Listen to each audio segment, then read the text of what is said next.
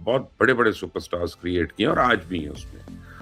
और अब यहाँ पे आईसीसी जो है वो दोनों मुल्कों के साथ कॉन्ट्रडिक्ट कर रहा है। देखें सितंबर 2023 में क्या हुआ? 2023 में सितंबर में आईसीसी ने एक बैन लगाया, सिर्फ इंडिया को आईना दिखा दिया और पाकिस्तान ने इंडिया को नहीं बल्कि पाकिस्तान ने आईसीसी को मुंह तोड़ जवाब दिया है। और अब इसमें ना कई चीजें हैं। मैं कई दिन से रुका हुआ था। एक तो मैं ट्रैवल कर रहा था और दूसरा ये कि जब मुझे इन्फॉर्मेशन भी आ रही थी तो उस वक्त इतनी लेट हो रही थी, तो मैंने कहा कि मैं इसके अंदर की स्टोरी निकाल के लाऊंगा कि हुआ क्या है। पहले एक बात याद रखें, इस गेम में दोनों पाकिस्तान और इंडिया जो हैं उनकी गलती है, दोनों की है। यानी बोर्ड्स की बात कर रहा हूं मैं, पीसीबी की और बीसीसीआई की। लेकिन सबसे बड़ी गलती जो है वो इंटरनेशनल क्रिकेट काउंसिल की है, जो फेल हो गई है इस खेल को मैनेज करने के लिए और इस खेल से लिंक जितने भी शोबे हैं उनको मैनेज करने के लिए। सिर्फ पैसा बनाना, जुआ खिलाना ये काफी नहीं है, अब गेम भी होनी चाहिए। बहरहाल अब इंडियन कमेंटेटर्स को मैं देख रहा हूँ, खासतौर वो विक्रांत गुप्ता और वो अर्नाब भोंकू जो है, वो बकवास करी जा रहे हैं कि ये है कि डर लग गया पाकिस्तान को, वो हो गया। तो पहले इसको एक पर्सपेक्टिव में देख लें कि हो क्या रहा है और मैं क्यों आईसीसी को गलत कह रहा हूँ और मैं क्यों कह रहा हूँ कि पीसीबी और बीसीसीआई दोनों की एक एक गलती है इसमें। देखिए तकरीबन ये दोनों मुल्क जो हैं 211 दफा टेस्ट, ओडीआई और टी20 में एक साथ आमने सामने आ चुके हैं। कितने? 211 दफा। अब पाकिस्तान का जो है ना इसमें हायर रिकॉर्ड है गेम्स जीतने का। पाकिस्तान अभी तक कुल जीता है 88 दफा, 88 दफा जीत चुका है इंडिया के मुकाबले में, जिसमें टेस्ट भी हैं, वनडे भी हैं और टी20 भी हैं। और इंडिया जो है वो जीता है 80 दफा और ड्रॉ या कोई रिजल्ट नहीं, ये हुआ है 43 दफा, 43 टाइम्स। तो अब कोई माने या ना माने, लेकिन बीसीसीआई के लिए सबसे ज्यादा पैसे कमाने वाला पुत जो है, कमाऊ पुत, वो एक्चुअली पाकिस्तान क्रिकेट टीम है और हमेशा ही ऐसे रहेगी, क्योंकि इंडिया पाकिस्तान की जो राइवलरी है, जो ग्राउंड के अंदर ट्रांसलेट होती है, वो बड़े बड़े स्पॉन्सर्स को अपनी तरफ खींच लेता है, मेल्ट कर देता है उनको। और ये इनकी फैन फॉलोइंग है और सुपरस्टार बेस है। आप माने या ना माने, ये इंडिया वालों को मैं कह रहा हूँ, पाकिस्तान ने बहुत बड़े बड़े सुपरस्टार्स क्रिएट किए और आज भी हैं उसमें। और अब यहाँ पे आईसीसी जो है वो दोनों मुल्कों के साथ कॉन्ट्रडिक्ट कर रहा है। देखें सितंबर 2023 में क्या हुआ? 2023 में सितंबर में आईसीसी ने एक बैन लगाया श्रीलंकन क्रिकेट बोर्ड पे और ये कहा कि ये पॉलिटिकल इंटरफेरेंस कर रहे हैं। और फिर खैर दिसंबर 2024 में उस बैन को उठा लिया गया। तो अगर आईसीसी अपनी पॉलिसीज के मुताबिक उसने कंसिस्टेंट रहना था तो फिर बोथ यानी दोनों, इंडिया और पाकिस्तान, दोनों पे बैन लगा होता। क्यों बैन लगा होता? आईसीसी क्या कर रहा है इसके ऊपर? यानी इन दोनों के लिए वो अपने रूल्स बेंड कर रहा है, क्योंकि दोनों उसके कमाऊ पुत है, वो भी पैसे कमा के देता है, वो भी पैसे कमा के देता है। ये पावर हाउसेज हैं एक किस्म के। तो आईसीसी जो है वो इसका मतलब है आईसीसी नहीं चला रहा, वो अपने खर्चा, माल पानी और पैसे और मुराद और इन चीजों को पूरा कर रहा है। अब देखें राजीव शुक्ला कौन है? राजीव शुक्ला इस वक्त करंट मेंबर है राज्यसभा का, यानी पार्लियामेंटेरियन है, वो मेंबर है। और स्पोक्स पर्सन किसका है? कांग्रेस जमात का स्पोक्स पर्सन है। और फिर अनअपोज्ड वाइस प्रेसिडेंट है बीसीसीआई का, अनअपोज्ड। अच्छा, इधर जनाब मोहसिन नकवी साहब कौन है? वो पाकिस्तान के इंटीरियर मिनिस्टर है और चेयरमैन है पीसीबी के। तो ऑटोनमस रूल अगर होता, ऑटोनमस ऑपरेशन अगर होता, तो आईसीसी के रूल्स हैं 2017 में इनको लागू किया गया था। मैंडेट था कि बोर्ड मेंबर जो हैं वो इंडिपेंडेंटली ऑपरेट करेंगे, फ्री फ्रॉम गवर्नमेंट, पब्लिक और quasi public body interference in the governance, regulation and administration. यानी किसी किस्म की उसमें सरकारी मुदाखलत नहीं होगी। और बैन किया पॉलिटिकल अपॉइंटीज को। और आईसीसी जो है तमाम हुकूमतों के ऊपर बैन लगाता है कि जनाब वो ऑफिशियल्स नहीं अपॉइंट करेंगे अपने नेशनल बोर्ड के। और अब पाकिस्तान और इंडिया का मुकाबला जो है, इसमें एक डिलेमा है। अब ये इसमें कोई शक नहीं है कि बीसीसीआई एक बड़ा मेजर शेयर होल्डर है, सबसे बड़ा शेयर होल्डर है। लेकिन एक बात समझ लें कि बीसीसीआई ये पावर हाउस नहीं बना, पावर हाउस के जिम्बाब्वे के खिलाफ खेल के या युगांडा के खिलाफ खेल के या अफगानिस्तान के खिलाफ खेल के, ये पाकिस्तान के खिलाफ खेलने की वजह से पावर हाउस है। आप इंडिया पाकिस्तान की गेम्स निकाल दें तो बीसीसीआई का 60% रेवेन्यू जो है आज पहले दिन धड़ाम से गिर जाएगा।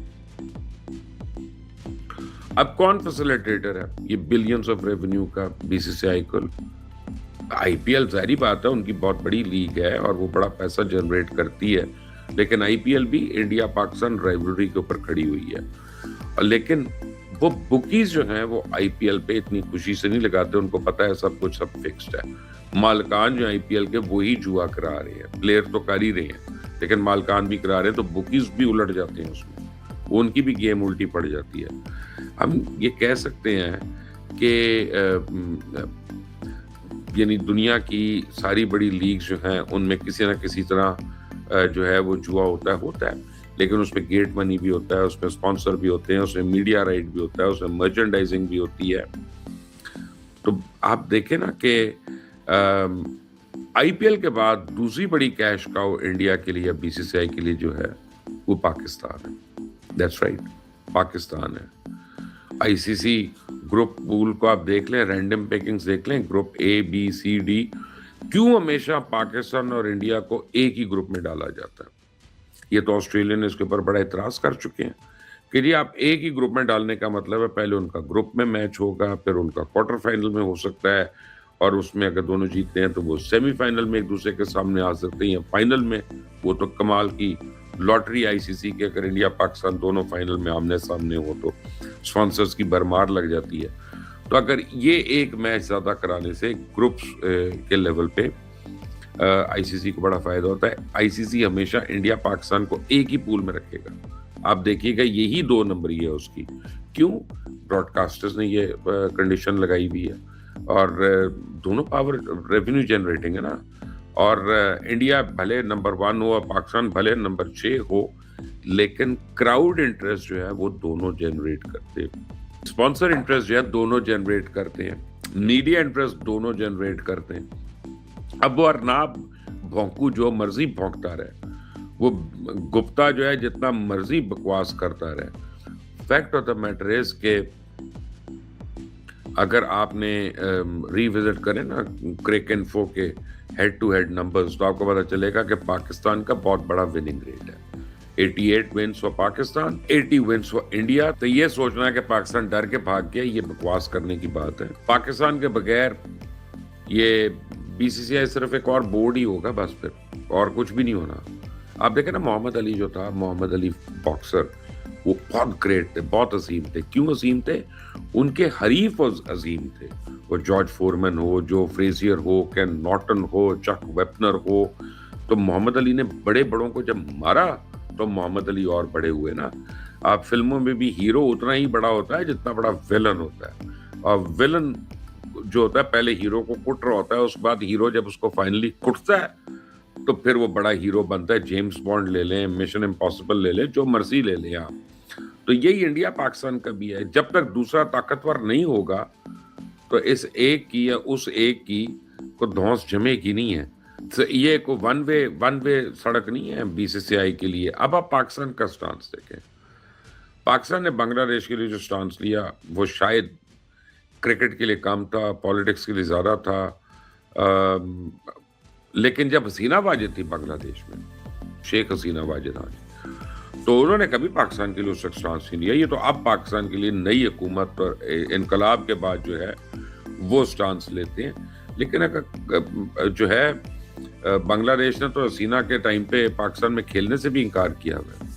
सो इंडिया जो है इसने सियासत शुरू की। हमने ये हाथ ना मिलाने से लेकर आप देखें मैच ना खेलने तक बात कैसे पहुंची है, ये इंडिया ने हमेशा किया। ये आज की बात तो नहीं है। कई साल से हम न्यूट्रल वेन्यू में खेलना है, पाकिस्तान फिर भी इंडिया जाता रहा, वर्ल्ड कप के लिए भी जाता रहा, सीरीज के लिए भी जाता रहा। इंडिया को प्रॉब्लम थी। इंडिया अपना इमेज बरकरार रखता था क्योंकि आईसीसी के ऊपर उनका कंट्रोल है, और ऑस्ट्रेलियन और इंग्लिश और न्यूजीलैंड खिलाड़ी जो हैं कहते रहे हैं कि आईसीसी जो है वो बीसीसीआई की एक रखेल है, ये उसकी नाजायज रखेल है जिसको उसने रखा हुआ है। अब जो है इस वक्त आप देख लें, आईसीसी को चाहिए फिर दोनों बोर्ड्स की के ऊपर बैन लगाए ना, उधर राजीव शुक्ला है, इधर मोहसिन नकवी है, दोनों पॉलिटिकल अपॉइंटी हैं, कर ले आईसीसी अगर करना है तो। अगर असूलों की सिर्फ बात होनी है तो फिर आईसीसी को इन दोनों को आउट करना चाहिए T20 टूर्नामेंट से, लेकिन नहीं होगा ऐसा। क्यों? मसला नोट का, पैसे का है, इतनी कोई इसमें असूल की बात तो है ही नहीं, इसमें कोई क्या कहते हैं मेरिट की बात तो है ही नहीं। अब बहरहाल ये गेम, इसे कहते हैं जेंटलमैन्स गेम, जेंटलमैन यानी प्ले दिस, और ऐसे ही रहना चाहिए। लेकिन एक बात बड़ी क्लियर है कि आईसीसी इंडिया की रखेल बन के नहीं रह सकता। आईसीसी को यह समझना है कि वो सिर्फ बीसीसीआई की बात जब मानता है तो फिर वो पूरी क्रिकेट को नुकसान पहुंचाता है। उसको हर बोर्ड की बात माननी है, उसको हर प्लेयर की सुननी है, उसको हर दुनिया में जहां भी क्रिकेट होती है उनको इम्पोर्टेंस देनी है। अगर वो ऐसा नहीं करेगा तो वो खुद ही गेम को तबाह कर रहा है। और आईसीसी के ऊपर तो बड़े इल्ज़ामात हैं।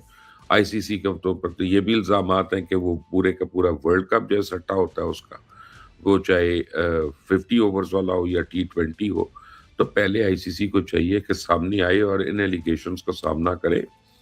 एक खामखा में एक second largest cricket playing nation को वो अपनी विम्स पे नहीं आगे जोर लगा सकता, ये कह के कि जनाब असूल की बात है, तुम ये कर रहे हो तो वो कर रहे हो, टूर्नामेंट से बॉयकॉट नहीं कर सकते। तो क्या इंडिया ने साइन नहीं किया था जब चैंपियंस ट्रॉफी हो रही थी आईसीसी की?